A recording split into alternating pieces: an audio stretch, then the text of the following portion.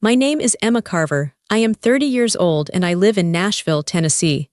And last week, my entire world collapsed during a single phone call. It wasn't a tragedy or an accident. It was my sister, Haley. She didn't call to catch up. She called to demand $150,000 from my life savings. She didn't ask me for a favor. She demanded it, as if the money I worked 10 years to save already belonged to her. When I refused, I thought my parents would understand. I thought they would protect me. Instead, my phone buzzed 2 hours later with a text from my father. It was cold, short, and brutal. Sign off on her mortgage or don't come back.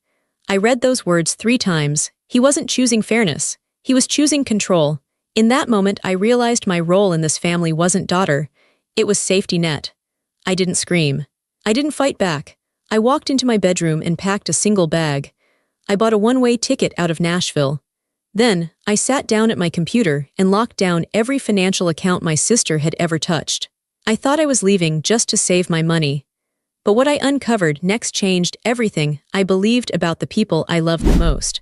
But before I tell you how everything flipped, like and subscribe, drop a comment. Where are you watching from? My name is Emma Carver.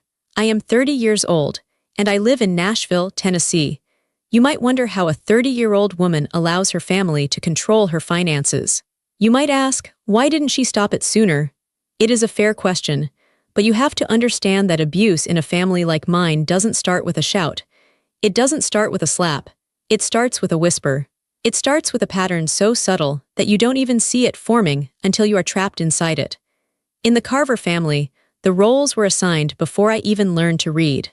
My role was the giver, my sister Haley's role was the taker, and my parents' role was the enablers. I remember the day I realized I didn't matter as much as she did. I was 8 years old. It was a Saturday morning, and the house smelled like pancakes. My mom was at the stove, flipping them onto a blue plate. I was setting the table, placing the forks and knives perfectly straight, just the way Dad liked them. I was proud of how helpful I was being. Haley, who was 6, came running into the kitchen. She was holding my favorite doll, a raggedy thing with yarn hair that I slept with every single night. "I'm giving her a haircut," Haley announced. In her hand, she held a pair of safety scissors. Before I could even scream, she snipped the yarn hair right off the doll's head. I lunged forward. "No, that's mine." I grabbed the doll back. Haley stumbled. She didn't fall hard, and she didn't get hurt, but she sat down on the linoleum floor and let out a wail that shook the windows. It was a piercing, dramatic scream that sounded like she was being murdered. My father rushed in from the living room. "What is going on in here?" "Emma pushed me," Haley sobbed, pointing a chubby finger at me. "She hit me." I stood there, clutching my ruined doll, tears stinging my eyes. "I didn't. She cut my doll's hair, she ruined it." My father didn't look at the doll, he didn't look at the scissors on the floor, he looked at Haley's tears, then he looked at me with a cold, disappointed glare. "Emma," he said, his voice deep and stern. "You are the older sister, you are supposed to know better, why are you so aggressive?" "But she cut." "I don't care about a toy," he snapped. "I care that you hurt your sister, apologize, now." I looked at my mom. I waited for her to defend me, she knew how much I loved that doll. But she just sighed, flipped another pancake and said, "Just say sorry, Emma, let's have a nice breakfast, don't make a scene." Don't make a scene. That was the lesson. My pain was a scene. Haley's pain was a tragedy. I apologized. I swallowed the lump in my throat, looked at my smirking sister and said, "I'm sorry." That moment set the template for the next 20 years. I learned that to be loved, I had to be invisible. I had to be easy. I had to absorb the unfairness without complaining. If I complained, I was difficult. If I accepted it, I was good. As we grew up, the stakes got higher. It wasn't just dolls anymore. It was opportunities. When I was 16, I got a job bagging groceries at the local supermarket. I worked 3 afternoons a week and every Saturday. I saved every penny in a shoebox under my bed. I wanted a car. I had my eye on a beat-up Honda Civic that a neighbor was selling for $2,000. I worked for 8 months. I missed football games. I missed going to the movies with my friends. I worked until my feet ached and my hands smelled like onions. Finally, I had the money. I brought the cash downstairs to the kitchen table. "Dad," I said proudly, "I have enough. Mr. Henderson said he'd sell me the Honda tomorrow." My dad looked at the stack of small bills. He didn't smile. He looked uncomfortable. He exchanged a glance with my mother. "Emma, honey," Mom started, her voice soft and sweet. the voice she used when she was about to take something away from me. "That's amazing, you worked so hard." "But," Dad interrupted. "We've been talking. Haley needs braces." I froze. "Okay, but this is my car money." "Braces are expensive, Dad said, drumming his fingers on the table. "Insurance only covers part of it. We're a little tight right now. The roof needed repairs last month. We were thinking, since you're so good at saving, maybe we could borrow this, just for a few months. We'll pay you back before you head to college." "But Mr. Henderson is selling the car now," I said. My voice was small. I felt that familiar shrinking sensation. "There will be other cars," Dad said dismissively. "Haley's teeth are a health issue. You don't want your sister to be in pain, do you? You're not that selfish, are you?" Selfish. The weapon they always used. I gave them the money. I had to. If I said no, I was the villain who wanted my sister to suffer. They got Haley the braces. They never paid me back. Mr. Henderson sold the car to someone else. I took the bus for 2 more years. By the time I reached adulthood, this dynamic was cemented. I was the responsible one. This wasn't a compliment. It was a job description. It meant I was the safety net. I went to a state university because it was cheaper. Haley went to a private art college because her spirit was too sensitive for a big campus. I worked 2 jobs in college, one in the library, one waiting tables. Haley didn't work at all because she needed to focus on her portfolio. I graduated with honors and 0 debt. She dropped out after 3 semesters with $40,000 in student loans that my parents had co-signed. When I moved to Nashville and got my job in logistics, I thought I was finally free. I thought physical distance would break the cycle. I was wrong. The phone lines were just as effective as being in the same room. My mother called me 3 times a week. The conversations were never about me. She never asked, "How is your job, Emma?" or "Are you dating anyone?" The conversations were always about Haley. "Haley is so depressed," Mom would say. "She can't find a job that respects her creativity." Haley's car broke down again. Poor thing, she was crying on the side of the highway. Haley's landlord is being so mean to her just because she was a few days late on rent. It was a constant drip feed of guilt. And usually, it ended with a request. "Could you send her $50 for groceries, just until Friday? Could you Venmo her enough for an Uber? We don't want her walking home in the dark." And I did it. I sent the $50. I sent the $100. I told myself it was fine. I was making good money. I was a manager now. I had a $401,000. I could afford to help my little sister. But it wasn't help, it was ransom. I was paying them to leave me alone. I was paying them to keep the peace. I was buying their approval, $20 at a time. I remember one specific Thanksgiving 2 years ago. I had flown home, paying for my own ticket, of course. I had brought expensive wine and gifts for everyone. We were sitting at the dinner table. Haley was talking about her new business idea, selling hand-painted tote bags on Etsy. She needed startup capital. She was looking at Dad. "I just need like $2,000 for supplies," she said, chewing with her mouth open. "I'll make it back in a month." Dad looked at me. "Emma, you just got that bonus, right?" I stopped eating. My fork hovered halfway to my mouth. "Dad, that bonus went into my IRA, it's locked up." "You can pull it out," Haley said. "There's just a small penalty, it's worth it.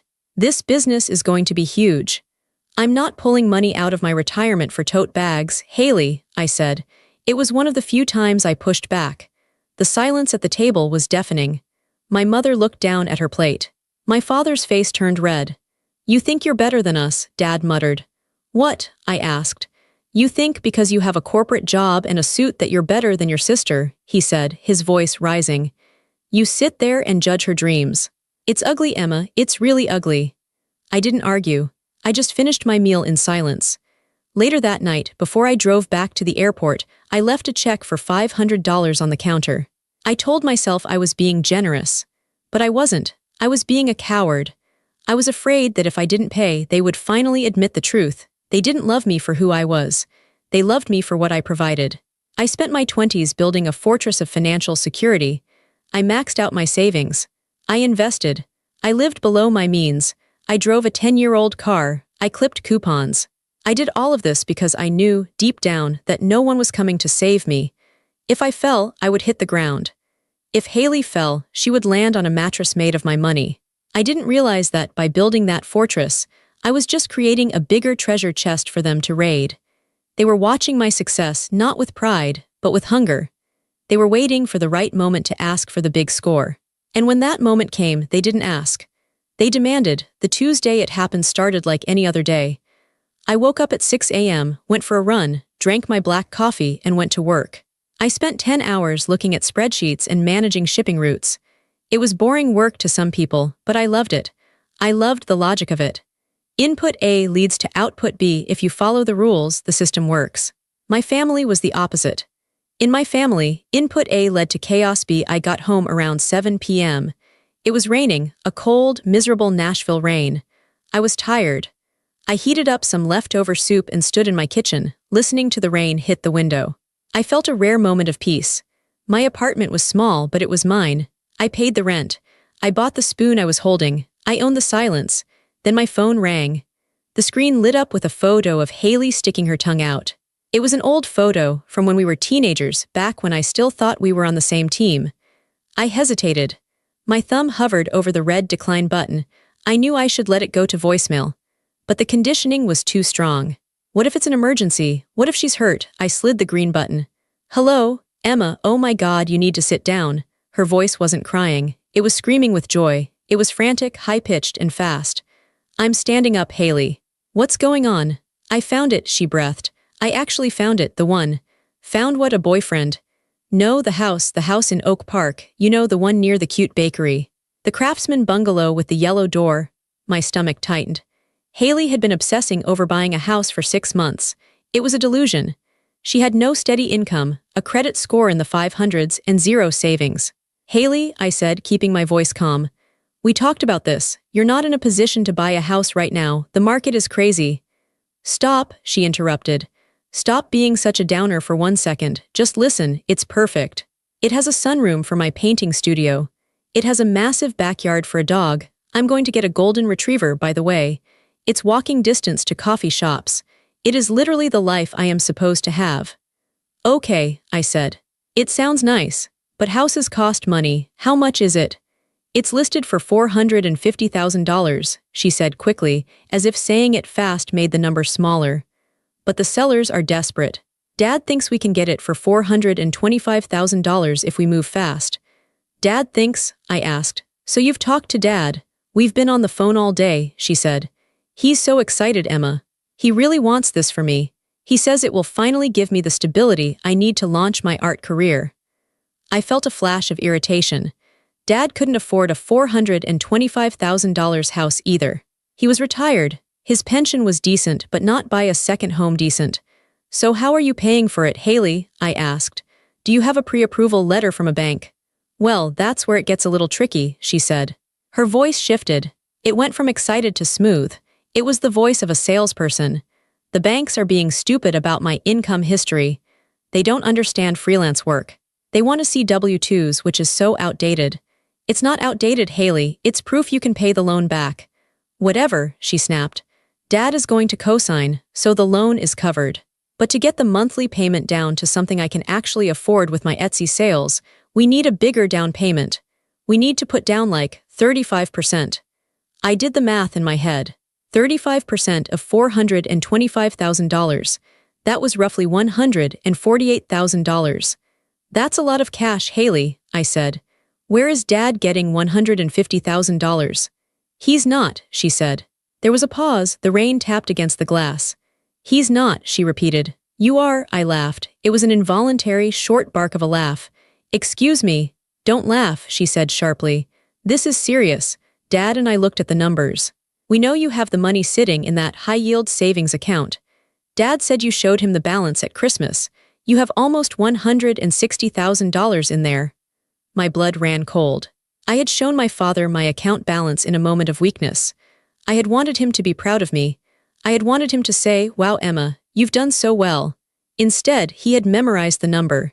He had reported it to Haley. He had cataloged my life's work as a family asset. Haley, I said, my voice trembling with rage. That is my money. That is my life savings. I have been saving that for 10 years. I know, she said, and that's why it's perfect. You don't need it right now. You're happy in your little apartment. You're not married. You don't have kids. The money is just sitting there doing nothing. It's not doing nothing, I said, gripping the phone so hard my knuckles turned white. It's my security, it's my retirement, it's for my house one day. But I need a house now, she screamed. The salesperson mask dropped. The toddler was back. Why are you being so greedy? You have a huge salary. You can save it up again in a few years. I have nothing, Emma, I have nothing. You have nothing because you spend everything, I shouted back. It felt good to yell. You lease luxury cars, you buy designer clothes. You go on vacations you can't afford. I ate rice and beans for 5 years to save that money. You're judging me, she wailed. Dad said you would do this. He said you would act superior. I'm not acting superior. I'm acting like an adult. The answer is no. You can't say no, she said. Her voice dropped to a low, menacing tone. Dad already told the realtor we have the funds. He sent over a proof of funds letter based on your account statement. I froze. He did what? He sent them a copy of your bank statement, she said. So the offer is already in. If you don't transfer the money, the deal falls through. And if the deal falls through, I will be devastated. And Dad will be humiliated. That is fraud, Haley, I whispered. He used my bank statement without my permission. He's your father, she shrieked. He doesn't need permission. We are a family. What is wrong with you? Why do you hate me? I don't hate you, I said, tears streaming down my face now. But I am not giving you $150,000. I am not buying you a house. It's not a gift, she lied. It's an investment. When I sell the house in 10 years, I'll give it back. You will never give it back. You still owe me $500 from Thanksgiving. You owe me $200 for the electric bill last month. You have never paid me back for anything in your life. That's petty, she screamed. You're counting pennies while I'm trying to build a life. You are a cold, heartless bitch, Emma. Dad was right about you. What did Dad say about me? I asked quietly. He said you care more about money than people. He said you've lost your soul. The words hit me like a physical blow. My father, the man I had spent my whole life trying to please, thought I had no soul because I wouldn't let them rob me. If that's what he thinks, I said, my voice surprisingly steady, then he can buy you the house. He can't, she sobbed. He doesn't have the cash, only you do. You are the only one who can fix this. No, I said, I won't fix it. Not this time. If you hang up, she threatened, I will never forgive you. Dad will never forgive you. I know, I said, and I did know. I knew that by saying no, I was lighting a match and dropping it on the bridge. I knew that everything was about to burn. Goodbye, Haley. I hung up the phone. My hand was shaking so badly I almost dropped it. I stared at the wall of my kitchen. I felt sick. I felt terrified. But under the fear there was something else. A tiny, flickering spark of pride. I had said no. For the first time in my life I had protected Emma. But the war wasn't over. It had just begun. I checked the time. It was 7:30 p.m. I knew my father's patterns. He would call first. If I didn't answer, he would text. And if I didn't do what he wanted, he would go for the throat. I poured myself a glass of water. I sat on my couch. And I waited for the ultimatum. I sat on my beige sofa, my knees pulled up to my chest. The apartment was perfectly silent, except for the hum of the refrigerator and the rain tapping against the sliding glass door. It was a silence that felt heavy, like the air before a tornado touches down. I knew he was going to call. My father was a man of immediate action. He didn't let disobedience simmer. He crushed it while it was fresh. At 7:42 p.m., the phone vibrated on the coffee table. Incoming call, Dad. The screen lit up the dark living room. I stared at it. My heart hammered against my ribs, a frantic, bird-like rhythm. Thump, thump, thump. I had a sudden, vivid memory of being 10 years old. I had forgotten to take the trash out. Dad had come home, seen the full bin, and marched into my room. He didn't yell. He just stood there, filling the doorway, blocking the light. We have standards in this house, Emma, he had said. When you fail those standards, you fail this family. He made me carry the trash out in the rain, barefoot. I didn't answer the phone. I couldn't. I knew that if I heard his voice, that deep, booming baritone that could switch from charming to terrifying in a second, I would crumble. I would apologize. I would promise to fix it. I would transfer the money just to make the scary voice stop. So I let it ring. It rang 4 times. Then it went to voicemail. 10 seconds later, it rang again. Incoming call, Dad.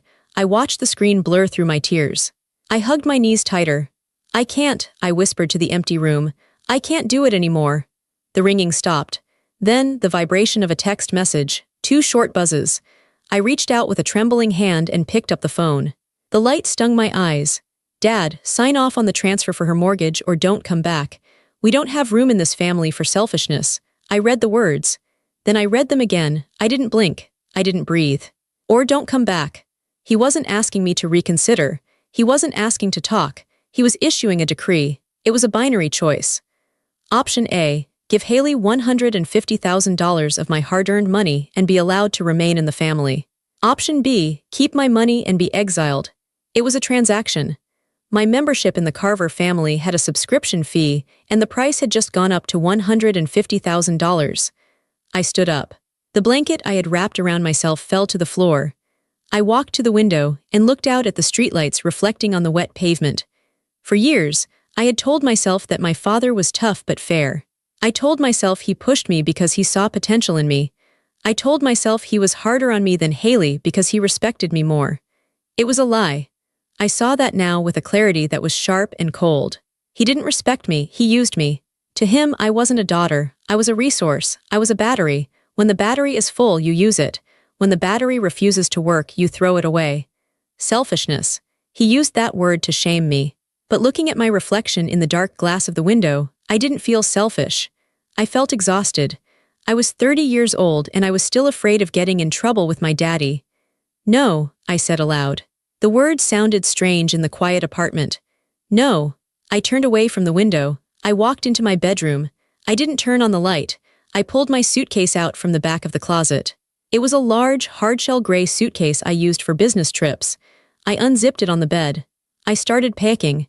I didn't pack like I was going on a trip. I packed like I was escaping a fire. I threw in my jeans, my sweaters, my underwear. I went to the bathroom and swept my toiletries into a bag. Toothbrush, face cream, hairbrush. I went to my dresser. I looked at the jewelry box. Inside was a gold necklace my parents had given me for my college graduation. It was thin, delicate, with a small diamond. I picked it up. I remembered the day they gave it to me. "We're so proud," Mom had said. But then, 10 minutes later, they had asked if I could drive Haley to a party because she was too tired to drive herself. Even on my graduation day, I was the chauffeur. I dropped the necklace back into the box. I didn't want it. It felt like a collar. I went back to the living room. I looked at the photos on my mantle. Me and Mom at brunch. Me and Dad at a baseball game. Me and Haley at the beach. In the beach photo, Haley was beaming, front and center, wearing a new bikini. I was in the background, holding the cooler and the towels. I was literally carrying their baggage. I took the photo out of the frame. I looked at my own face in the background. I looked tired. I looked eager to please. I tore the photo in half, then I tore it again. I dropped the pieces into the trash can. I went to my desk. I needed my laptop. I needed my passport. I needed my birth certificate. I found my folder of important documents. I flipped through it. Social security card. Check. Passport. Check. Lease agreement. Check. I paused my lease. I had 6 months left on my lease. If I left now, I would lose my deposit. I would probably have to pay a penalty. I didn't care. I would pay $10,000 if it meant getting away from that text message. Don't come back. Okay, Dad, I whispered, zipping up the suitcase. I won't. But before I walked out that door, I had to be sure. I had to know exactly how deep the rot went. Haley had mentioned that Dad sent a proof of funds letter. That meant he had access to my information. If he had access to that, what else did they have? I sat down at my desk. I opened my laptop. The screen glowed blue in the darkness. My hands were shaking, but my mind was laser-focused. I wasn't a daughter anymore.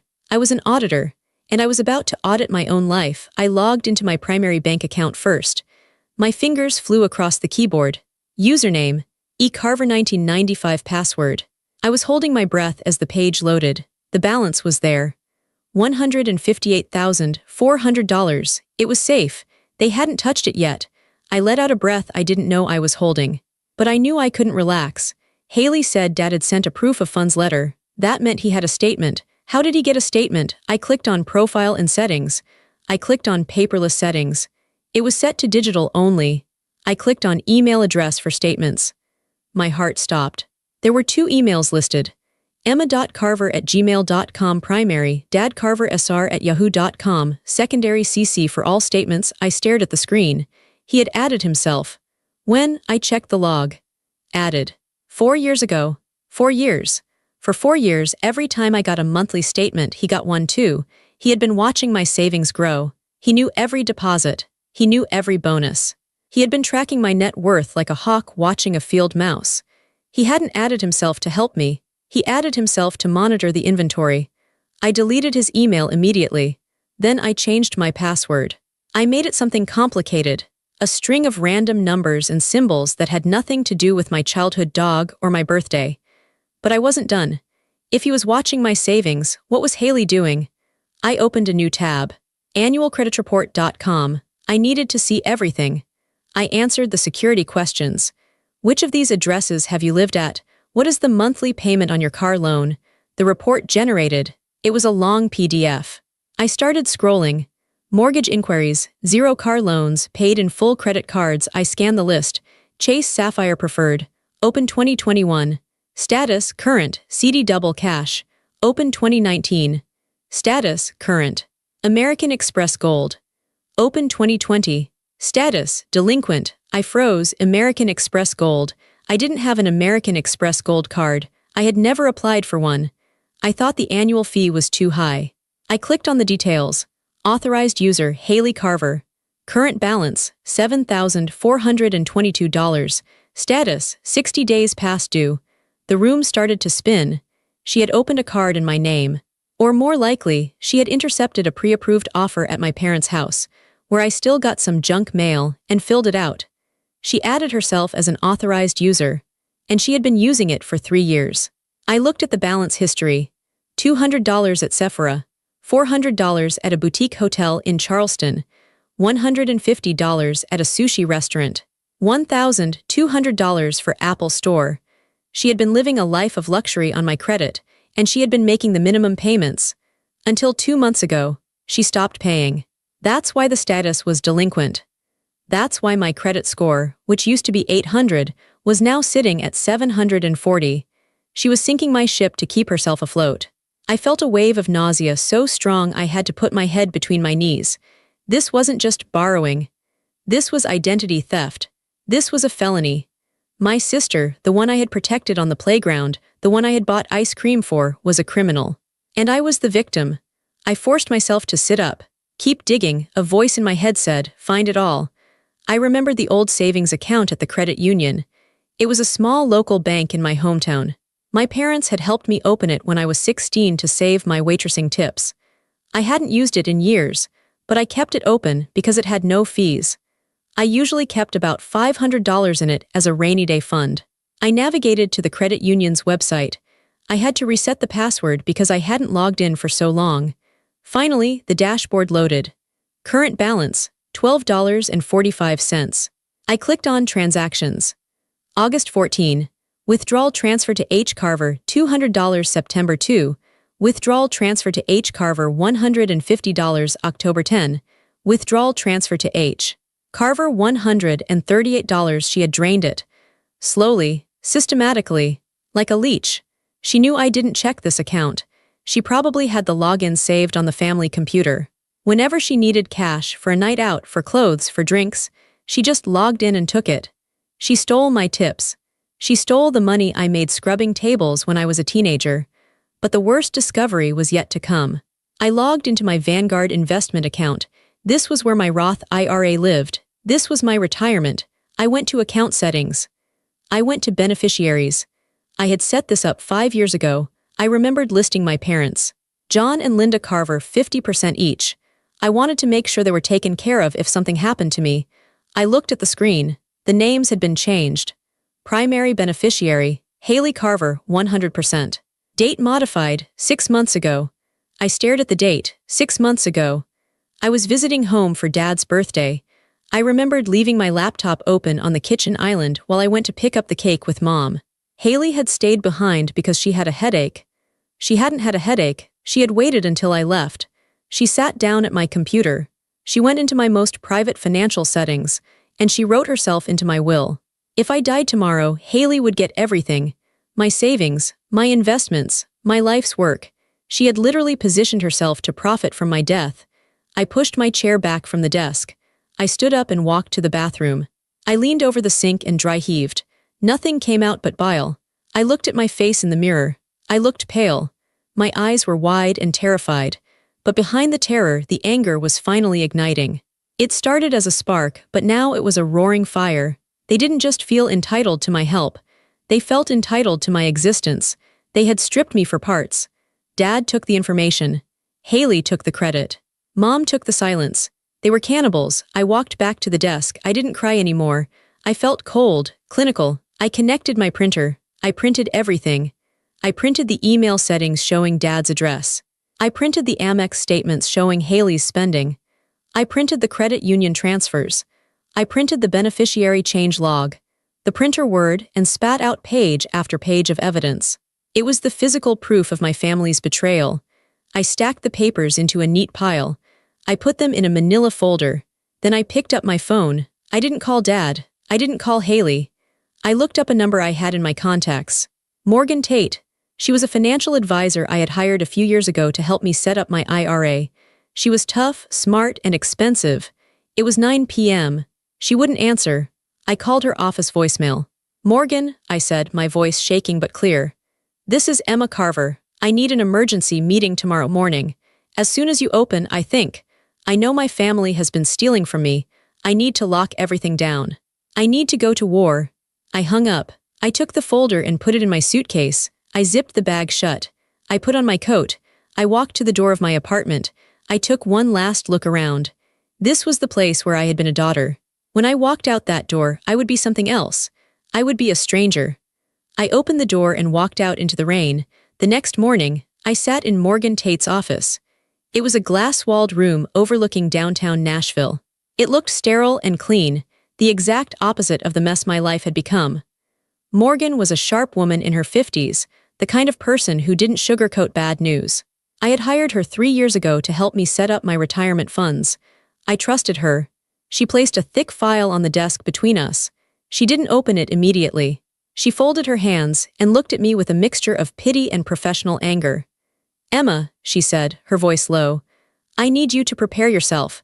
What I found isn't just sloppy money management by your family. It is systemic fraud."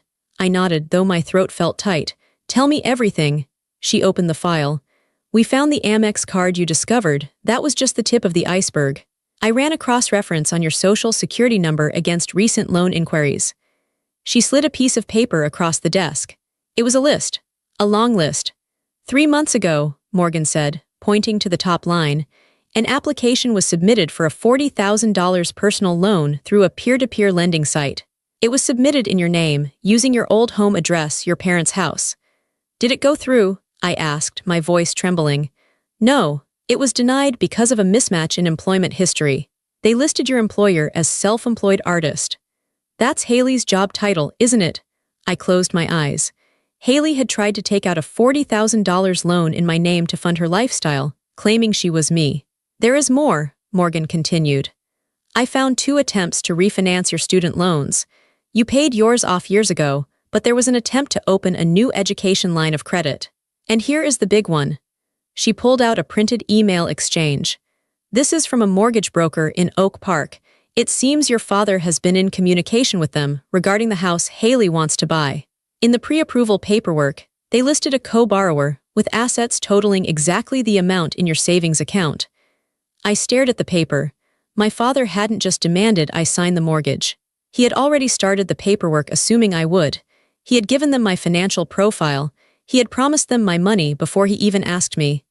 "They were going to trap me," I whispered. "They were going to put my name on the deed without me really understanding the risk." "It's worse, Emma," Morgan said.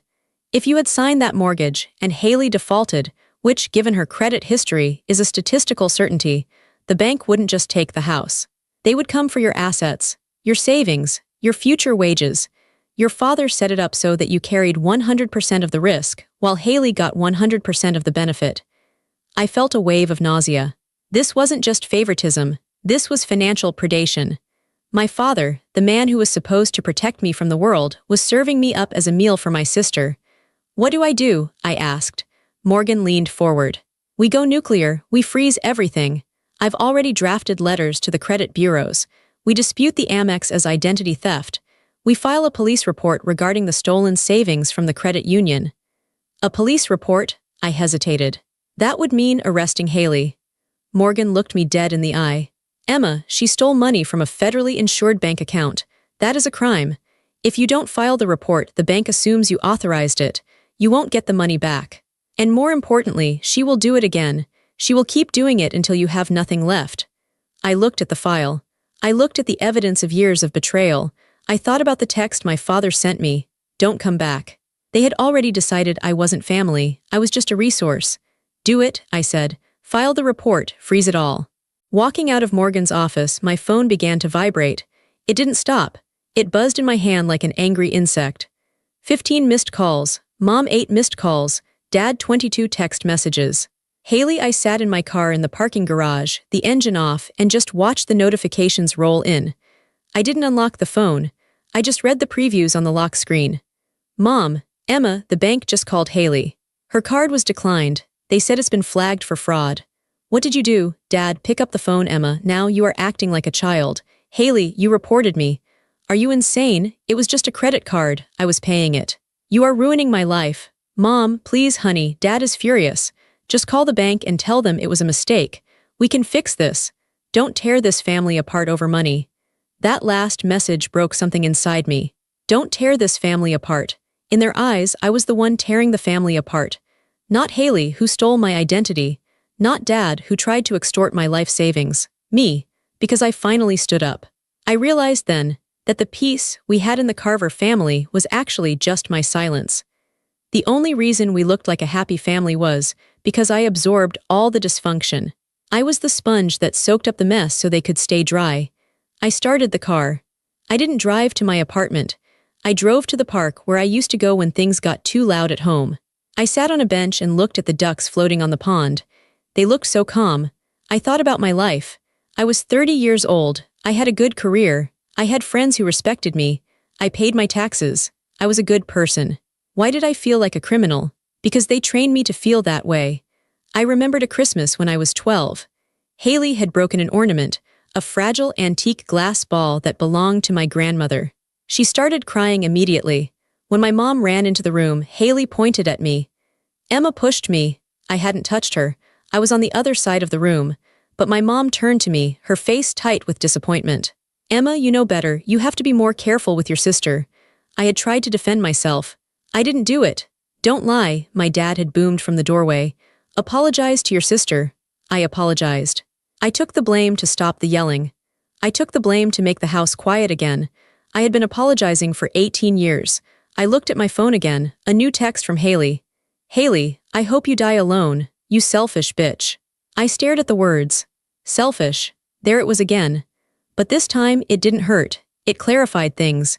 If protecting my future was selfish, then I wanted to be selfish. If refusing to be robbed was selfish, then I would wear that label with pride. My refusal didn't just disrupt their plan for the house. It destabilized the entire family hierarchy. I was the bottom tier. I was the foundation. When the foundation moves, the house falls. I wasn't going to fix it this time. I wasn't going to glue the ornament back together. I blocked Haley's number, then I blocked Dad's. I hesitated on Mom's. She was a victim of him too, in her own way. But she was also his accomplice. She watched him bully me for decades and said nothing. She prioritized peace over my protection. I blocked Mom. The silence that followed was heavy, but it wasn't lonely. It was the first breath of fresh air I had taken in my entire life. I went back to my apartment with a mission. I wasn't just leaving the family, I was leaving the blast radius. I knew them. They wouldn't stop at texts. Dad would show up at my door. Haley would come to my workplace and cause a scene. They would try to shame me into submission. I needed physical distance. I opened my laptop and looked at a map. I had always loved Toronto. I had visited once for a conference and loved the clean streets, the lake, the feeling of being in a different world. It was far enough to be inaccessible, but close enough to fly back if I ever absolutely needed to. I checked flights. There was one leaving at 6 a.m. the next morning. I booked it. One way. Then I called my landlord. I told him I had a family emergency, which wasn't a lie, and I had to leave immediately. I told him to keep the security deposit and that I would pay the lease break fee. I didn't care about the cost. Freedom has a price tag and I was willing to pay it. I spent the night packing. It was a strange, surreal process. How do you fit 30 years of life into 2 suitcases? I took my clothes, my laptop, my important documents. I took the photo of me and my best friend, Sarah. I looked at the family photos on my dresser, a picture of us at Disney World, a picture of my graduation. Everyone was smiling. I left them. I left them face down on the dresser. I called a junk removal service to come the next day and take everything else. The couch, the bed, the dishes, I didn't want any of it. It all felt tainted, covered in the invisible dust of my old life. At 4 a.m., the Uber arrived. The driver was a quiet man who didn't ask why I was crying as I locked the front door of my apartment for the last time. As we drove through the dark streets of Nashville, passing the places I knew, the coffee shop where I studied, the office where I worked, the park where I realized I had to leave, I felt a panic rising in my chest. "What are you doing?" A voice in my head screamed. "You're running away, this is crazy," but then another voice answered. A calmer, stronger voice. "You're not running away, you're evicting them from your life." I got to the airport. I checked my bags. I went through security. Every step felt like shedding a layer of skin. When I sat at the gate, waiting for boarding, I opened my email one last time. There was an email from my boss. I had sent my resignation letter at midnight. He had replied already. "Emma, I'm shocked, but I understand you have personal matters to attend to. You've been an incredible asset. If you need a reference, you have it." I closed the laptop. I had no job. I had no apartment. I had no family, but I had my savings. I had my dignity. And for the first time, I had total control over what happened next. The flight attendant announced boarding. I stood up, slung my bag over my shoulder, and walked down the jet bridge. I didn't look back. Toronto was cold, but it was a clean cold. The kind that wakes you up. I rented a furnished apartment in a quiet neighborhood near High Park. I spent the first week just sleeping. It was like my body was recovering from a long illness. I didn't turn my main phone number back on. I got a new Canadian number. I only gave it to Morgan Tate and my best friend Sarah. Sarah became my window into the life I left behind. She still lived in Nashville, and she heard the rumors. 2 weeks after I left, Sarah called me. "Emma," she said, "it's bad, you need to know what's happening." "Tell me," I said, looking out my window at the snow falling on the maple trees. "Haley didn't get the house," Sarah said. "Obviously. But it's worse than that. The police investigation regarding the theft from your account triggered a wider audit of her finances. It turns out she had falsified income documents for her car lease too. They repossessed her car yesterday. I felt a twinge of guilt, a phantom pain from my old life. "Is she okay?" "She's living back in your parents' house," Sarah said, "and she is furious. She's telling everyone who will listen that you stole her money. She's spinning this wild story that you promised to buy the house for her and then backed out to spite her." "Let her talk," I said. "The truth is in the bank records." "And your dad," Sarah hesitated. "What about him?" "He tried to go to your old office. He demanded to speak to your boss. He wanted to know where your paycheck was being forwarded. Security had to escort him out. It was humiliating, Emma. People are talking. They're realizing that the respectable Mr. Carver is actually unhinged." I closed my eyes. I could see it. My father, red-faced and blustering, trying to demand information he had no right to. He was losing control, and without control, he was collapsing. "And Mom?" I asked quietly. "She's invisible," Sarah said. "I saw her at the grocery store. She looks 10 years older. She just kept her head down. I think she knows. Without you there to be the buffer, she's stuck in the house with Haley's rage and your dad's bitterness. There's no one left to blame but themselves." I hung up the phone. The news didn't make me happy. I didn't feel a rush of victory. I just felt a deep, profound sadness. It was a tragedy. They had destroyed themselves because they refused to treat me with basic respect. Months passed. I got a job at a logistics firm in downtown Toronto. I made new friends who didn't know my last name or my history. I started dating a nice man named David who was a teacher. One afternoon, a letter arrived at my new address. It had been forwarded by Morgan. It was from my father. It was handwritten. I recognized the sharp, jagged scrawl. "Emma, this has gone on long enough. You've made your point. Haley is pregnant. She needs help. We are willing to forgive your behavior if you come home and help us sort this out. We are a family. You have a duty. We are willing to forgive your behavior." I laughed. A loud, genuine laugh that echoed in my empty kitchen. Even now, with his reputation in tatters and his favorite daughter failing, he couldn't ask. He could only command. He couldn't apologize. He could only offer forgiveness for a crime I didn't commit. I didn't burn the letter. I didn't tear it up. I simply dropped it in the recycling bin, right on top of a flyer for a pizza place. It was garbage. And I was done holding onto garbage. It has been 1 year since I bought that one-way ticket. My life in Toronto is simple. I don't have a big house. I don't drive a luxury car. I walk to work. I buy fresh bread from the bakery on the corner. On Sundays, David and I go hiking near the lake. I am not rich, but I am wealthy in ways that matter. I have my savings, which are growing again. I have my peace. I have a silence in my head that used to be filled with anxiety. I learned something that I should have known years ago. Family is not defined by blood. It is defined by respect. Blood makes you related. Loyalty makes you family. My parents and my sister shared my DNA, but they didn't share my values. They viewed love as a transaction. I gave, they took. That wasn't a relationship, it was a robbery. Sometimes, late at night, I still worry about them. I wonder if Mom is okay. I wonder if Haley will ever grow up. But I stop myself before I spiral. I remind myself of the mantra I learned in therapy. You cannot save people who are determined to drown, especially if they are trying to use you as a life raft. I didn't abandon them, I released myself. Walking away was the hardest thing I ever did. It felt like cutting off my own arm. But as I stand here today, watching the sunset over the Toronto skyline, I realize I didn't lose anything. I lost the weight of their expectations. I lost the fear of their judgment. I lost the burden of their failures. And in that empty space I found myself. I am Emma Carver. I am not a safety net. I am not a bank. I am not a victim. I am free.